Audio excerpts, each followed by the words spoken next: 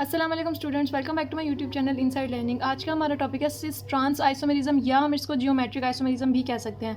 Geometric isomerism क्या है, अपनी वीडियो की तरफ चलते हैं विदाउट वेस्टिंग एनी टाइम।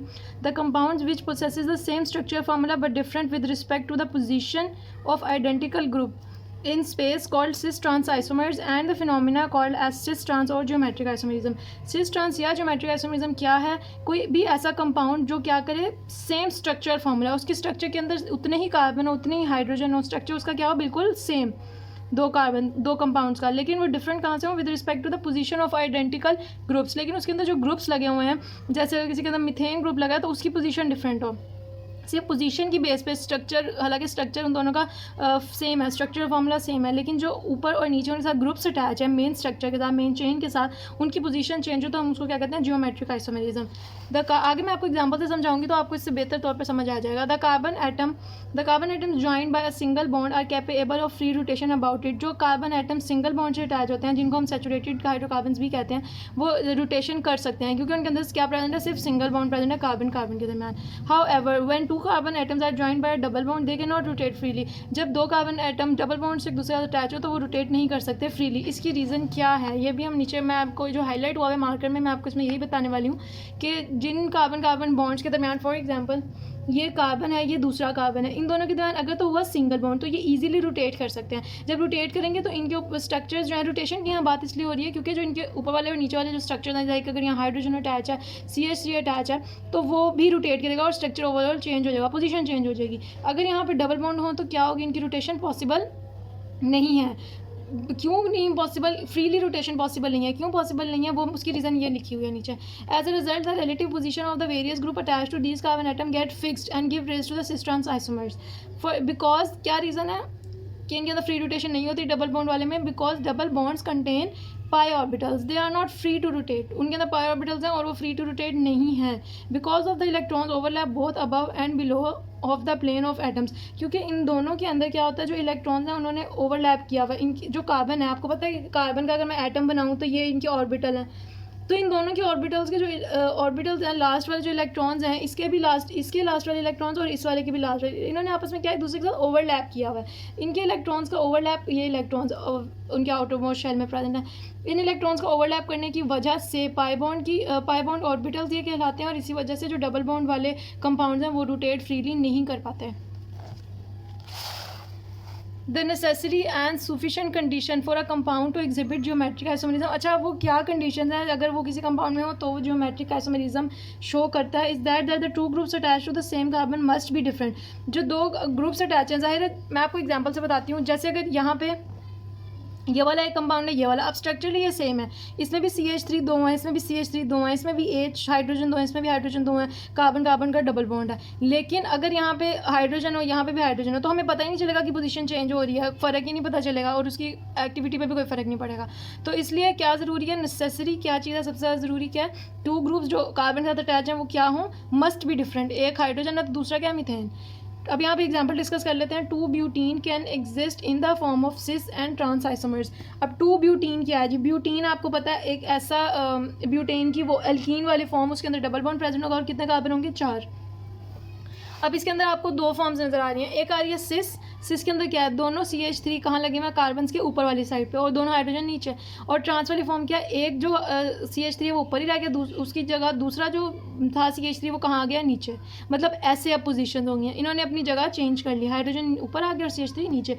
ये होती है अल्टरनेट फॉर्म, ये होती है जियोमेट्रिक आइसोमेरिज्म या सिस ट्रांस आइसोमेरिज्म, जिसके अंदर हमारे जो पोजीशन है किसी भी कंपाउंड के अटैच्ड ग्रुप की पोजीशन चेंज हो जाए। पहले क्या थी, सिस, हाइड्रोजन ऊपर था, CH3 ऊपर था, हाइड्रोजन नीचे, हाइड्रोजन कहाँ चला गया, ऊपर, और CH3 कहाँ गया, नीचे, तो ये हो गया ट्रांस। अब एक और एग्जांपल डिस्कस कर लेते हैं। सिमिलरली 2-पेंटीन। पेंटीन क्या होता है, पेंटीन वो वाला ऐसा हाइड्रोकार्बन होता है जिसके अंदर हमारे पास टोटल 5 कार्बन होते हैं। Two pentene and one bromo two chloropropene also show cis trans isomerism.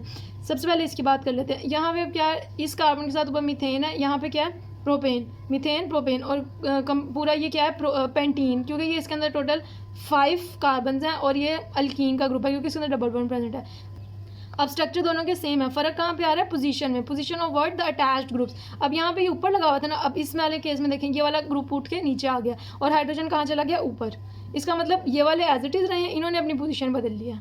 तो पहले क्या था सिस और ये क्या हो गया ट्रांस, जगह इन्होंने अपनी बदल लिया। इसका क्या है, ये 2-पेंटीन की एग्जांपल है, वो कौन किसकी थी, 2-ब्यूटीन की।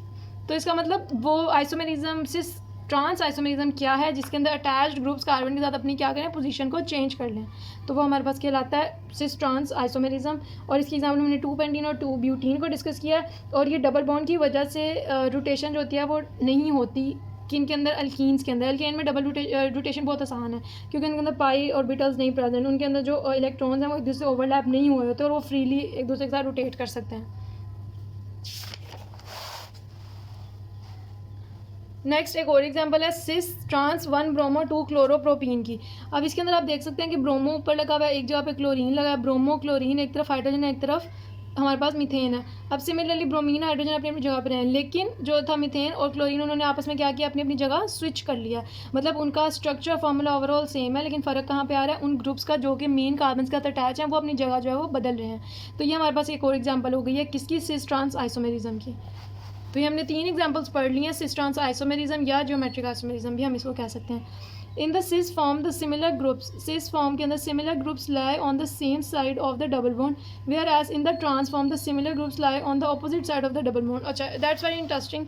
अब वो ये कह रहे हैं कि जो हमारे पास सिस फॉर्म होती है, 2 फॉर्म्स है ना सिस ट्रांस आइसोमेरिज्म में, या तो सिस है या ट्रांस है। वो कह रहे हैं जो सिस फॉर्म होती है ना उसके अंदर ये होता है कि सिस फॉर्म के अंदर हमेशा एक दूसरे के आमने सामने होंगे, हमेशा एक दूसरे के सेम साइड पे होंगे, क्या जो एक जैसे एलिमेंट्स होंगे। जैसे ये दोनों क्या हैं, हेलाइड्स, ये दोनों क्या हैं, कंटेन्स हाइड्रोजन, तो they are both are the hydrocarbon atoms, ठीक है। ये दोनों के अंदर हाइड्रोजन, ये दोनों सेम तरह के हैं, ये दोनों same.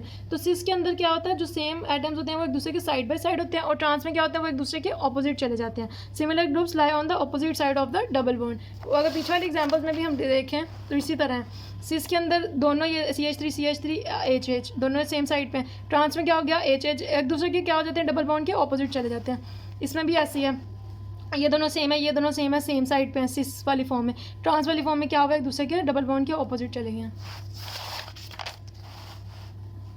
The rotation of 2 carbon atoms, 2 carbon atoms की जो रोटेशन है ज्वाइन बाय डबल बॉन्ड, जो इन्होंने डबल बॉन्ड से ज्वाइन किया है, वुड हैपन ओनली, वो सिर्फ तभी पॉसिबल है अगर if the pi bond break, अगर पाई बॉन्ड क्या हो जाए, ब्रेक हो जाए। This ordinary cause too much energy making geometric isomer possible. ये इसमें बहुत ज़्यादा एनर्जी रिक्वायर्ड होती है कि अगर हम उस पाई बॉन्ड को ब्रेक करें, क्योंकि पाई बॉन्ड ब्रेक होगा तो इसकी रोटेशन पॉसिबल है।